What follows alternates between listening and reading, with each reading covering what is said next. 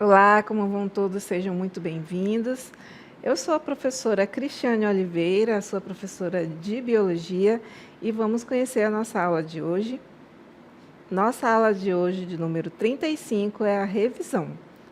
Então, vamos começar?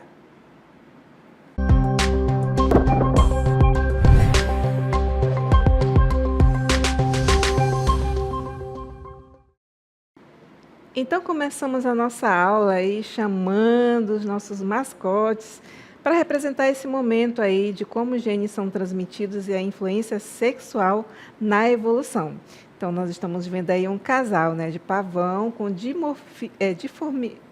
com uma diferença, né, sexual que é visivelmente presente aqui na característica morfológica desses indivíduos. A relação entre a herança genética e o sexo, ela é um dos pilares da biologia evolutiva, influenciando desde a diversidade genética até a seleção sexual. Vamos explorar os principais conceitos relacionados aí à influência do sexo na evolução. Então, como os genes são herdados, né? Nós temos aí dois exemplos, né, de forma de propagação de material genético.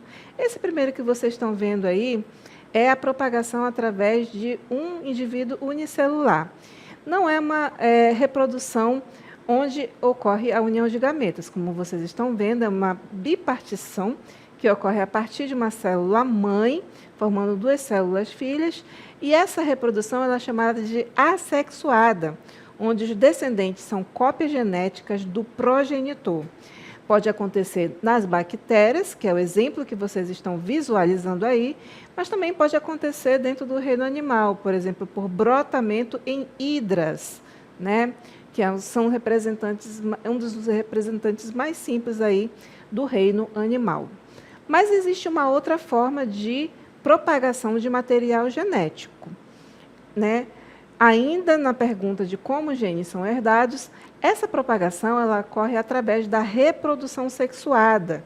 Como vocês estão vendo aí no esquema, nós temos dois indivíduos, né, que estão representando a espécie humana, o indivíduo feminino e o indivíduo masculino. O feminino e o masculino vão produzir células que são chamadas de células gaméticas, né? Essas células gaméticas na mulher é o ovócito, no homem é o espermatozoide, que com o material genético reduzido à metade, ao unir-se no processo de fecundação, vão formar a célula ovo ou zigoto, né? Que vai sofrer inúmeras divisões e se desenvolver formando o embrião. Então, nesse caso, não são cópias que estão sendo geradas do próprio indivíduo. Aí nós estamos gerando um terceiro indivíduo muito diferente, né, oriundo aí do material genético unidos do pai e da mãe. Dessa forma, há uma variabilidade genética nesse meio de reprodução, nesse meio de propagação de material genético. Mas vamos entender aí quais são os mecanismos da herança em organismos sexuados. Nós temos aí o conhecimento agregado de Mendel, que fala sobre a segregação independente dos alelos durante a formação dos gametas. Então, foi ele que propôs inicialmente como é que era propagado esse material genético. É claro que os experimentos dele foram desenvolvidos aí inicialmente com plantas para tentar entender esse método de propagação.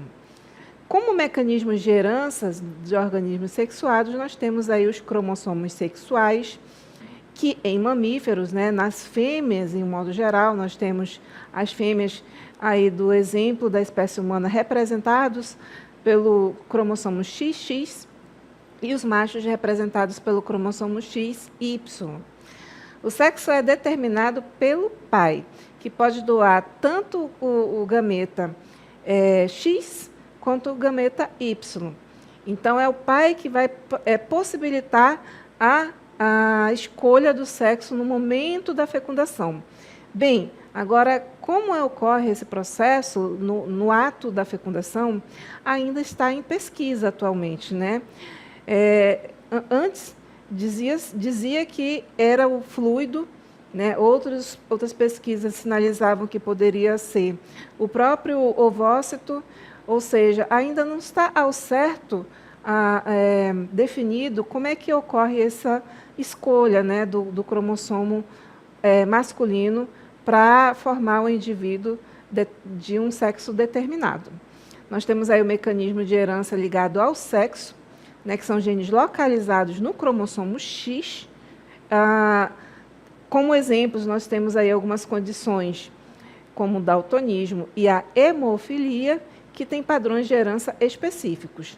No exemplo que vocês estão vendo aí abaixo, nós temos uma imagem que tem contraste com duas cores, né? Cores em tons de vermelho e cores em tons de verde.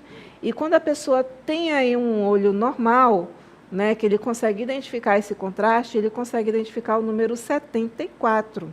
Já as pessoas que têm a condição deste exemplo aí, que é o daltonismo, elas vão ler o número 21. E como é que ocorre a formação do fenótipo?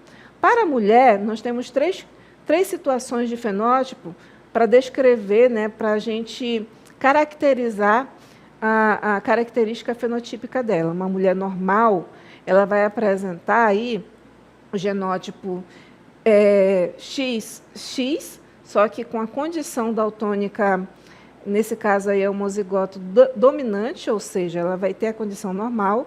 Quando a mulher for portadora, ela vai ter aí uma condição híbrida, né, formado pela união dos gametas X, Dzão, X, Dzinho, onde ela vai apresentar aí um alelo normal e um alelo como portador, e uma mulher daltônica ela vai apresentar os dois Dzinhos.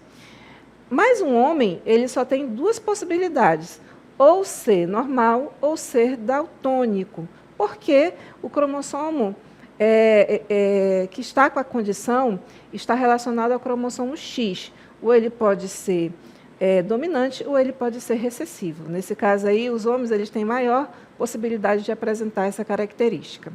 E qual é a representação de um indivíduo normal? A gente já deu um spoiler, né? A mulher ela tem a representação dos cromossomos sexuais ou heterossomos XX e o homem cromossomos sexuais XY, que vai ser a diferença básica da característica do cariótipo. E todos os dois vão apresentar uma condição de 46 cromossomos, que pode ser representada por uma imagem chamada cariograma. O cariograma ele vai ter aí uma sequência de cromossomos homólogos unidos ao par, né, organizados ao par. Eles vão ser enumerados desde o par maior até o par menor. E essa representação, que é uma representação padrão de um cariograma normal, vai ter aí como os últimos pares de cromossomos os sexuais, que também são chamados de heterossomos. Então, o cariograma é uma ferramenta muito importante para representar todos os cromossomos. Mas temos também uma representação codificada chamada de cariótipo.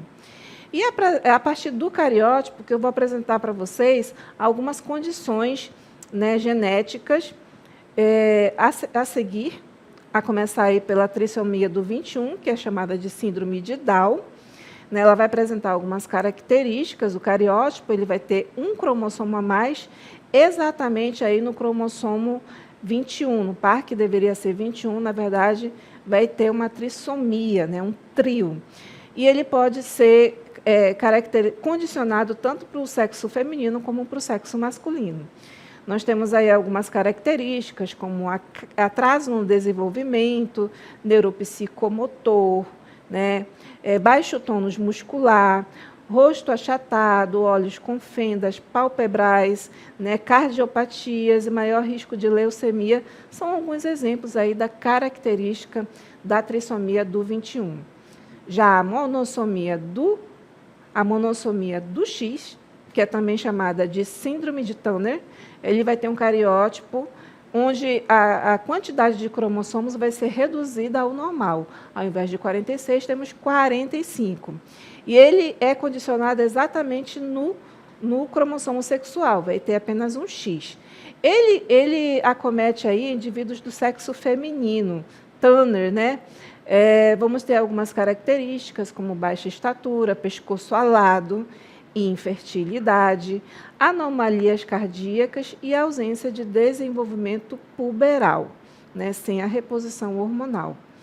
Nós temos também aí a trissomia do 18. A trissomia do 18 é chamada de síndrome de Edwards, onde vamos ter o cariótipo aí 47, a quantidade de cromossomos, vai acometer tanto o indivíduo feminino quanto o masculino, e a trissomia vai acontecer aí onde deveria ser o par 18, né? Que na verdade é um trio, por isso que tem esse mais 18.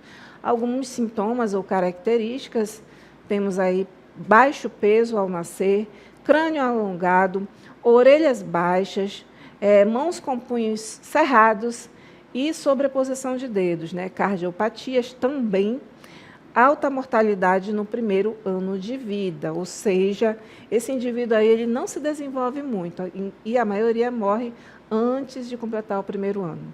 Nós temos a trissomia do 13, né? A trissomia do 13, também conhecida como síndrome de Patau, com o cariótipo sendo representado por 47 cromossomos, acomete os dois sexos e a trissomia ocorre no cromossomo 13.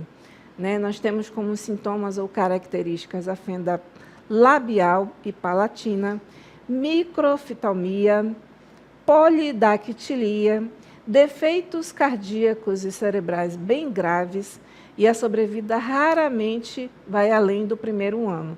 Esse é mais fatal do que a condição anterior. Nós temos aí a síndrome de Klinefelter. Essa condição aí ela não mata, né, assim como o Turner, mas vai deixar alguns sintomas bem fortes. Ela condiciona aí os indivíduos do sexo masculino que vão ter mais um cariótipo sexual, né, mais um cromossomo X, na verdade, com 47 cromossomos.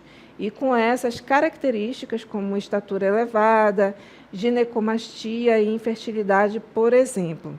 Temos a síndrome de Cri-du-Chat, né, com cariótipo de 46 cromossomos. Essa síndrome ela vai acometer aí a má formação de um cromossomo, com uma deleção, exatamente aí no cromossomo 5, com esses sintomas que vocês estão verificando aí, como choro agudo, microcefalia, atraso intelectual, por exemplo. Temos a síndrome de Williams, que tem uma deleção aí no cromossomo 7.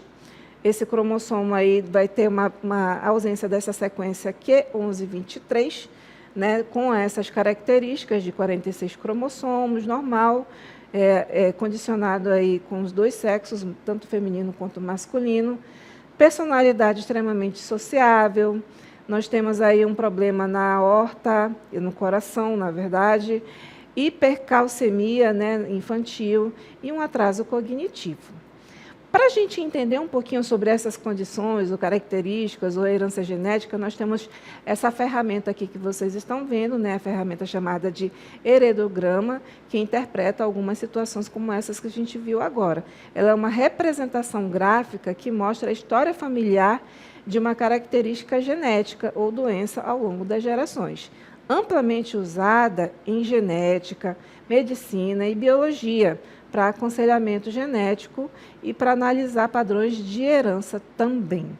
Os heredogramas utilizam esses símbolos, né, quadrados, círculos, as linhas horizontais, linhas verticais, né, nós temos aí os quadrados e círculos sombreados, e dentre outras características, mas que a gente vai exemplificar aqui com aquilo que foi citado agora. Eles são utilizados, como eu falei para vocês, na medicina, na biologia evolutiva, né? Também no melhoramento genético. E na antropologia é interessante falar sobre o rastreamento de linhagens familiares e migrações humanas, né? E para a gente exemplificar, vamos montar rapidamente um heredograma para recobrarmos aí os conceitos que nós acabamos de ver. Temos um problema que é analisar o cenário familiar para entender a herança da hemofilia, né? Uma doença aí genética, cujo contexto é: o heredograma mostra homens afetados por essa condição, essa doença recessiva ligada ao X, enquanto que mulheres são apenas portadoras.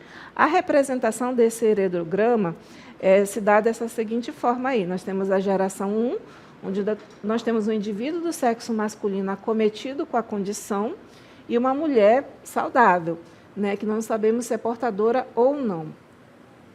Nós temos aqui na geração 2 um casal de filhos, ambos sem a condição como portador, aliás, sem a condição da doença, mas podem ser portadores ou não, e essa mulher se casa com um homem que tem a condição. Aí eles geram 2 filhos, né, do sexo masculino, um normal e um com a condição.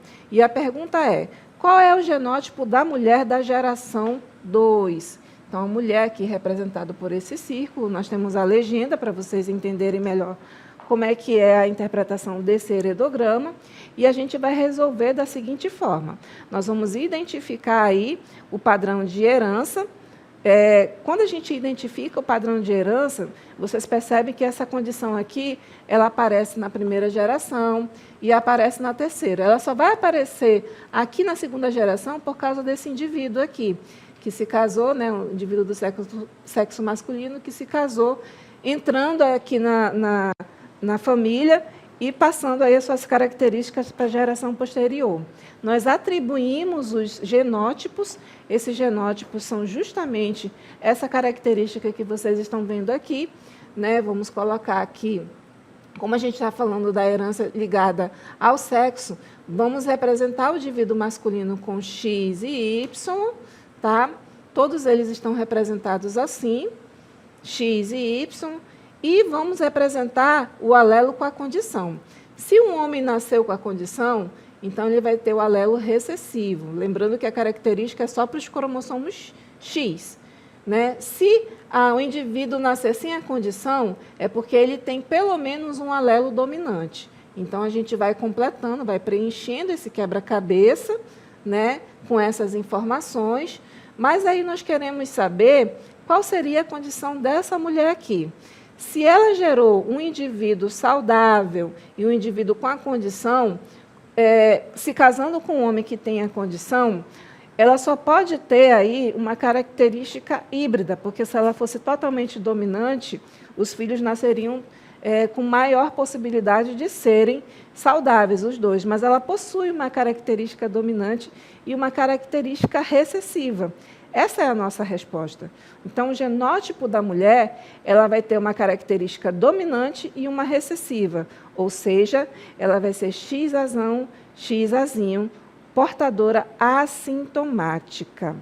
Então, esse aí foi o nosso exemplo para a gente aprender um pouquinho como investigar uma característica que é passada de uma geração para outra, né, no heredograma ou árvore genealógica, que pode ser representada por essa imagem também, né, uma imagem bem didática, bem figurativa, onde a base dela nós temos os ancestrais e no topo dela nós temos os indivíduos da geração mais recente.